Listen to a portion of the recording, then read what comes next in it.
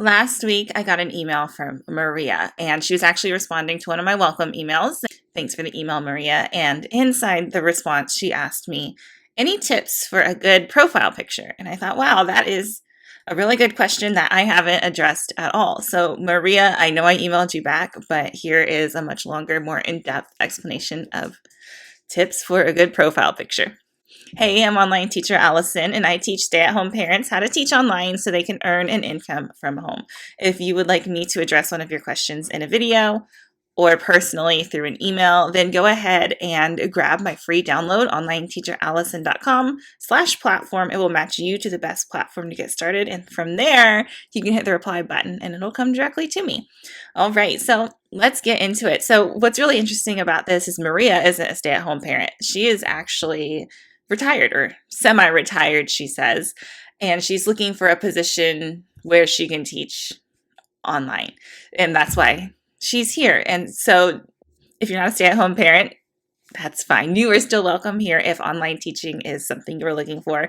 I'm just a stay-at-home parent myself, so I connect a little more directly to that population, but that doesn't mean I can't connect with you too. So tips for a good profile picture. Profile pictures, usually teachers go in one of two directions. So the first one is like a professional looking headshot. So this was one of my first ones, and I didn't end up keeping it because the flash made it a little more see-through than I liked for this kind of thing. Or I can use this one that you've probably all seen. This is what I use for all of my marketing, and that's like my face of my brand, right? So one is a serious headshot. So don't spend a ton of money and go and get professional headshots. The first one was done on a cruise ship. We bought the photo package and that came with it. The one in the denim jacket, I took myself. I propped my phone up on a tripod and I hit the timer, and we took a couple until I found one that I liked. So you don't have to spend a ton of money on it. You can have someone else do it for you. I'm sitting at my computer here. I can get a decent one here in front of my classroom where it's not full body. It's just mostly my head, right? And I can zoom and I can fix it as I want. And they also see my classroom background. Some people like to show off their backgrounds with it as well. So that's the first direction you can go, and don't spend a ton of money because you don't have to. The second direction is one that kind of shows off their personality or their teaching style. And this is the direction I went in as an ESL teacher. It's actually still my profile picture, and it's been for 3 years now. So when you go the more fun direction, these teachers tend to wear like a headband, or they have a prop, or they have something that kind of brings out who they are as an online teacher. And if you don't know if that's you, that's fine. You can try it. And if you decide, hey, this isn't quite me, then get rid of it. Get a new one. That's fine. So in mine, I'm going to try to post it up for you. I don't know if I still have the picture, but I'm holding up two props I have on a popsicle stick, and they were in front of me and I was behind it. So what I will say about that is you really need to be in the forefront of your picture, not your props. So this is one of my props. This is not one of the ones in the picture, but this is Dino. He used to be the face of VIP Kid. So if I were to do it, I would hold Dino like next to me, or we'd be having a conversation. But you still really want to have your eyes at the camera, so you're looking at the student as they're scrolling through faces and faces and faces, trying to find a good match. Another thing I could have done is hold up a bigger stuffed dino. I have a lot of dinos. This one's my panda dino. We connected a lot with younger kids because, panda is China's animal and dino is dino.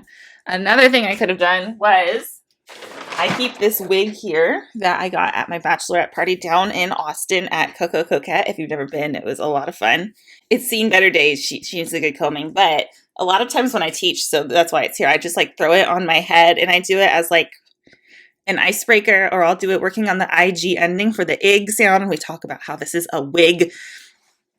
So since I do this a lot in my classrooms, this is something I could do in my profile picture. I would, of course, make it look a little better, but this isn't my real hair, so I don't want them to think that either because I don't teach with it on all the time. So all that to say, think about who you will be as an online teacher. Do you want to be the teacher that teaches younger students?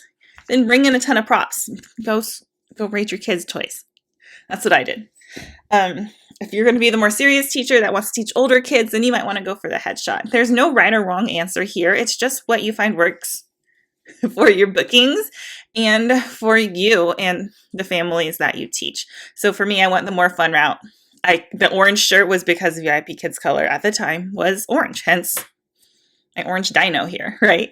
So a couple caveats, a couple things you want to think about with your profile pictures. So this denim jacket one I've shown, I'm kind of tilted. I'm not standing up straight. So you really want to be standing up straight.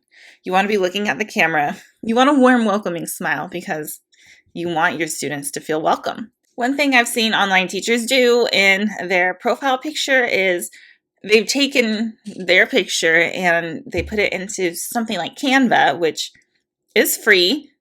And they have changed the background of their profile pictures. So they have different colors. So every week or every month they change it up. So they have something fresh. They're kind of fresh face without having to retake their picture every month. Now, if you want the background remover in Canva, you do have to pay for that. But they have a free trial. If you want to pay for it, I've got a link for you. It's an affiliate link. It doesn't cost you anything extra. I just get a little bonus for referring you.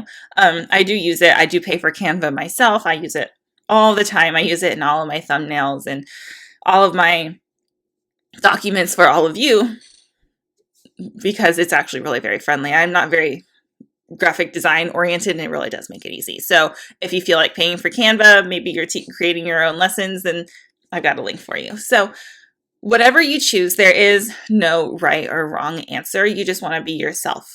You want to come across as who you truly are because there's no quicker way to get a bad review in the online teaching world than to misrepresent yourself. So if I have these props in my profile picture and I never, ever, ever, ever use any props, then parents are going to be a little upset because I represented myself as, hey, I am a prop using teacher, but then I don't use them. So just make sure if you choose to do something like that, then you actually use them. If you are one of the teachers with the fun headbands, then that's what you want to be.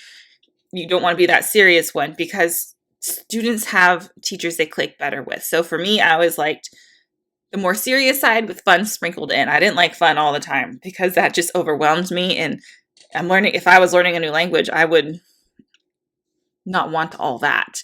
I would want somewhere in between. So I'd be looking for that in my profile picture. So think about that as you're working. Think about like the algorithm, and it doesn't have anything to do with your profile picture, but it has more to do with what parents are picking and what you think a parent would pick as they're scrolling through, or an adult learner, whatever you decide to teach. So I hope that kind of helped. I hope that cleared up some questions. That's a great question. I've never addressed it. So thank you again, Maria, for the question. I have a new video every week, but while you're waiting, you can go ahead and check out my video on how to make an introduction video, which basically showcases who you are as a teacher. I've got it right here. That's it for this week. This week's is short and sweet. I'm really excited about next week. We're actually talking about Finland and how we can look at their education system and use it to inspire us as online teachers. It was actually going to be this week's, but I pushed it because I hadn't edited it yet and I wanted to answer this question from Maria. So I hope you're having the greatest week ever and we will chat soon.